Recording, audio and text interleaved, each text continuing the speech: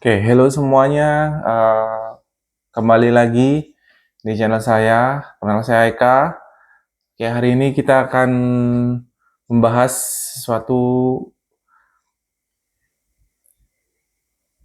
yang mungkin pemirsa di rumah belum tahu itu apa perbedaannya kopi Arabica dan kopi Robusta. Oke, nanti ada beberapa poin yang akan saya jelaskan, akan saya share sepengetahuan saya. Jadi, apa sih perbedaannya kopi Robusta dan Arabica? Bagaimana aromanya? Jadi, ketika eh, nanti pemirsa di rumah mungkin mau minum kopi ke kafe atau mau minum kopi di rumah, at least pemirsa di rumah tahu kopi apa yang saya nikmati. Oke, nanti bagaimana rasanya.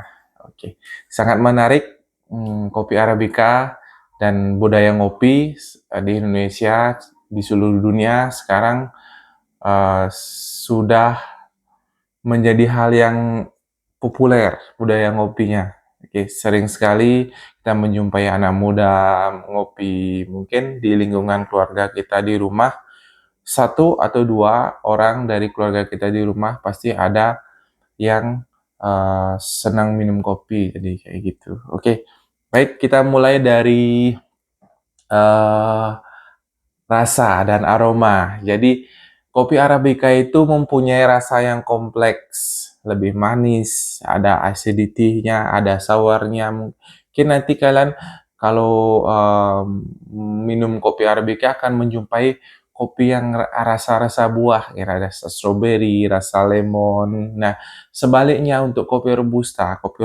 itu mempunyai rasa yang lebih kuat, lebih bold, lebih strong rasanya, dan kafeinnya lebih banyak, dan rasanya itu condong ke seperti kacang-kacangan, smoky gitu rasanya. Terus berikutnya kita lihat dari kadar kafeinnya itu sendiri. Kopi Robusta itu mempunyai kadar kafein lebih tinggi daripada kopi Arabica, daripada kopi Arabica. Arabica kandungan kafeinnya lebih rendah, sekitar 1,1%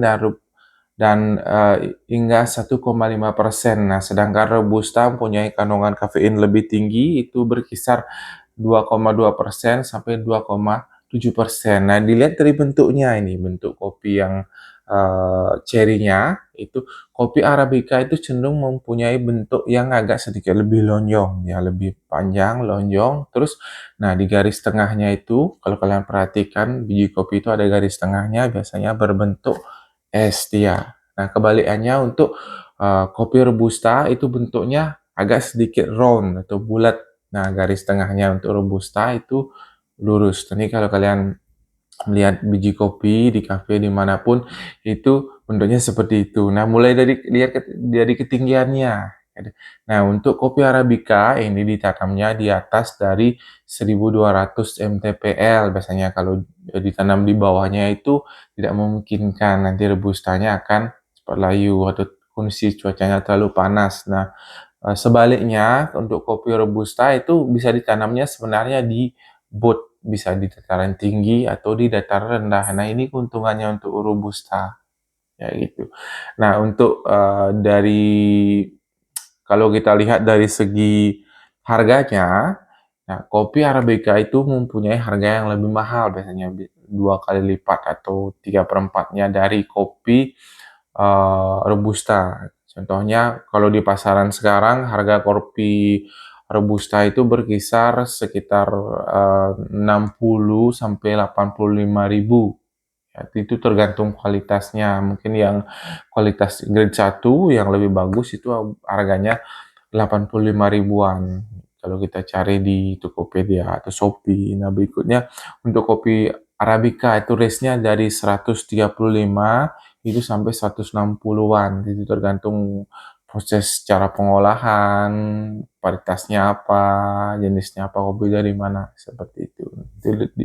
Dilihat dari harganya. Dan kita lihat dari tadi udah dilihat dari tempat tumbuh. rasa, aroma, kandungan kafein, terus kita lihat dari tempat tumbuh, sudah. Oke, kalau bentuknya sekarang bentuk tanamannya. Oke, tanaman kopi robusta itu mempunyai daun yang agak sedikit lebih tebal dan lebih lebar biasanya, bisa lebih tinggi. Tanamannya sekitar 2 sampai 5 meter bisa kalau tidak dipotong atasnya. Kalau kopi arabica itu mempunyai bentuk yang beragam, itu tergantung varietasnya kopi apa, kayak gitu. Nah, sangat menarik, jika teman-teman di rumah mempunyai, penyakit asam lambung, itu disarankan untuk mengkonsumsi kopi robusta, karena kopi robusta itu, tidak mempunyai kadar asam yang tinggi, kayak gitu. Terus untuk kopi arabica karena punya asam yang tinggi, terus rasa buah-buahnya itu biasanya membuat asam lambungnya naik gitu. Nah, pastikan jika teman-teman mau minum kopi, mau start the day, mau biar semangat kerjanya atau mau olahraga itu sebaiknya, makan atau sarapan dulu sebelum minum kopi biar perutnya tidak kembung nanti. Oke, seperti itu. Oke, baik, berikut, informasi perbedaan kopi arabica dan robusta yang bisa saya jelaskan. Mungkin jika ada kekurangan, teman-teman bisa menambahkan di kolom komentar. Maaf, mungkin cara berbicaranya agak, eee, belum lancar karena saya masih belajar bicara, secara jelas, detail, dan menceritakan apa yang pernah saya pelajari tentang perbedaan kopi robusta dan kopi arabica. Oke. Oke, terima kasih teman-teman sudah menyaksikan videonya sampai detik ini, sampai terakhir. Oke, like jika kalian suka tentang video ini, subscribe dan bagikan ke teman-teman. Dan sampai jumpa di video berikutnya. Terima kasih. Ciao.